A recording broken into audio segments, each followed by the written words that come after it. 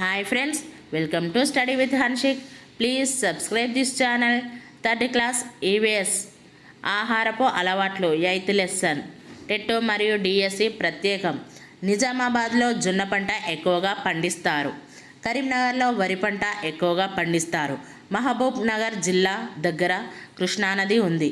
వికారాబాద్లో తైదలు రాగులు ఎక్కువగా పండిస్తారు. తైదలతో అంబలి చేస్తారు. కొండ ప్రాంతాల్లోనూ అటవీ ప్రాంతాల్లోనూ నివసించే వాళ్ళు అడవిలో దొరికే తునికి పండ్లు, ఉసిరి, జామ పండ్లు, అల్లనేరేడు పండ్లు, ఉడుకు పండ్లు మొదలైన వాటిని తింటారు. రాజస్థాన్ రాష్ట్రంలో జొన్నలు ఎక్కువగా పండుతాయి. ఢిల్లీ, గుజరాత్, మధ్యప్రదేశ్, బీహార్ మొదలైన రాష్ట్రాలలో గోధుమలు ఎక్కువగా పండుతాయి. చిన్నపిల్లలకు దంతాలు ఉండవు, నమిలి తినలేరు కాబట్టి పాలు తాగిస్తారు. మెత్తటి ఆహారాన్ని పెడతారు. దంతాలు లేని ముసలివాళ్ళు గట్టి వస్తువులు నమలలేరు. ఇలా వయసును బట్టి ఆహారపు అలవాట్లలో తేడాలుంటాయి. గడ్డి తినే జంతువులు ఆవు, గేదె, మేక, గుర్రం, జింక. గింజలు తినే జంతువులు కోళ్ళు, పావురాలు, ఉడతలు, పిచ్చుకలు. 9th లెసన్ మన గ్రామం. గ్రామ పంచాయతీ గ్రామంలో పరిపాలనని పర్యవేక్షించే సంస్థ. సర్పంచ్ గ్రామ పంచాయతీకి అధ్యక్షుడు. వార్డు మెంబర్లు గ్రామ పంచాయతీకి సభ్యులు.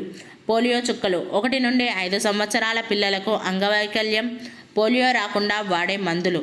పోలియోకి మరొక పేరు శిశు పక్షవాతం. ప్రాథమిక ఆరోగ్య కేంద్రం ప్రజల ఆరోగ్యం కోసం ప్రభుత్వం గ్రామాలలో ఏర్పాటు చేసిన వైద్యశాలలు.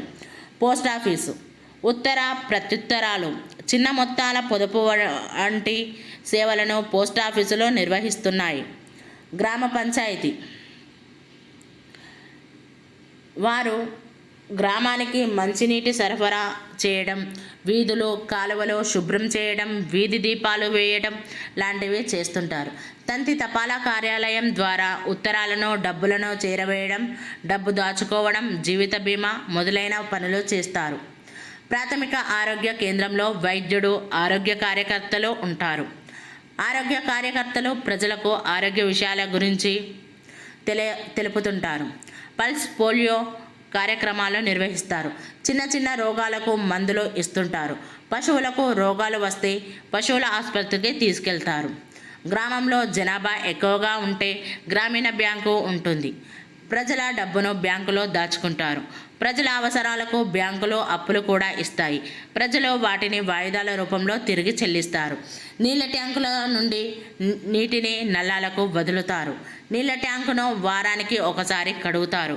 నీళ్లలో క్లోరిన్ కలిపి శుద్ధి చేసి నల్లాలకు వదులుతారు. గ్రామంలో నీరు వృధా అవుతున్న, పైపుల్లో లీకేజీ ఉన్న వెంటనే గ్రామ సర్పంచ్కి తెలియజేయాలి. 10th లెసన్ రకరకాల ఇల్లు. అపార్ట్మెంట్ నగరంలో స్థలాభావం వల్ల ఒక ఇంటిపై మరొక ఇంటిని, ఆ ఇంటిపై మరొక ఇంటిని ఇలా చాలా అంతస్తులో నిర్మిస్తారు. ఇలాంటి నివాసాలను అపార్ట్మెంట్ అని అంటారు. ఫ్లాట్ అపార్ట్మెంట్లో ఒక ఇల్లు. ఇగ్లూ మంచు లేదా ధ్రువ ప్రాంతాలలో మంచుతో కప్పబడిన ఇల్లు నిర్మిస్తారు. వీటినే ఇగ్లూలు అంటారు. ఏటవాలు పైనుండి కిందికి ఒక పక్కగా ఉండటం, ఎత్తు నుండి పల్లానికి ఒరిగి ఉండటం. ఇళ్లపై కప్పు ఇంటి పై భాగాన వాడే పెంకులు, రేకులు. పడవ ఇల్లు కాశ్మీర్, కేరళ రాష్ట్రాల్లో ఉన్నాయి. తాత్కాలిక నివాసం ఒక చోట స్థిరంగా ఉండకుండా వేరే ఇళ్లలో కొంతకాలం మాత్రమే ఉండటాన్ని తాత్కాలిక నివాసం అంటారు. ఉదాహరణ డేరాలు, పైపులతో నివాసం. సంచారం ఒకే దగ్గర స్థిర నివాసం ఏర్పరచుకోకుండా ఒక ఊరి నుండి మరొక ఊరికి తిరుగుతూ వారి వృత్తులు చేసుకునే జీవన విధానాన్ని సంచారం అంటారు. వీరు తాత్కాలిక నివాసాలు ఏర్పాటు చేసుకుంటారు. వరదలు, తుఫానులు, సునామీలు, భూకంపాలు, అగ్ని ప్రమాదాలు చోటు చేసుకున్నప్పుడు ఇల్లు కోల్పోయిన వారికి తాత్కాలిక నివాసాలు ఏర్పాటు చేస్తారు. డేరాలు, పైపులలో నివాసం ఉండేవారికి తగిన సౌకర్యాలు ఉండవు. పట్టణాల్లో స్థలం తక్కువగా ఉండటం వల్ల ఎక్కువ కుటుంబాలు ఉండటానికి వీలుగా పెద్ద పెద్ద భవనాలు కడతారు. వీటిని అపార్ట్మెంట్లు అంటారు. అపార్ట్మెంట్లు నగరాల్లో ఎక్కువగా ఉంటాయి. అపార్ట్మెంట్లో అనేక కుటుంబాలు ఉంటాయి.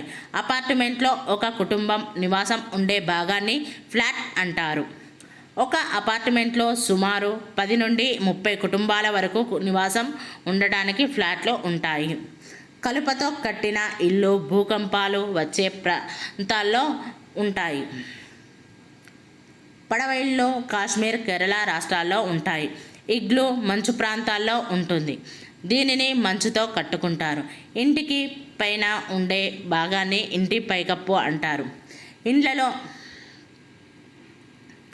ఇండ్లపై కప్పులు అన్నీ ఒకేలా ఉండవు. కొన్ని ఏటవాలుగా ఉంటాయి, మరికొన్ని బల్లాలుగా చదునుగా ఉంటాయి. పైకప్పులు ఏటవాలుగా ఉండటం వల్ల నీరు వేగంగా కిందికి పోతుంది. అందుకే ఇళ్లపై కప్పులు ఏటవాలుగా నిర్మిస్తారు. దీనివల్ల వర్షాకాలంలో వాన పడినప్పుడు ఇంటిపై కప్పు పైన పడిన నీళ్ళు జారి కిందికి వస్తాయి. Thank you friends.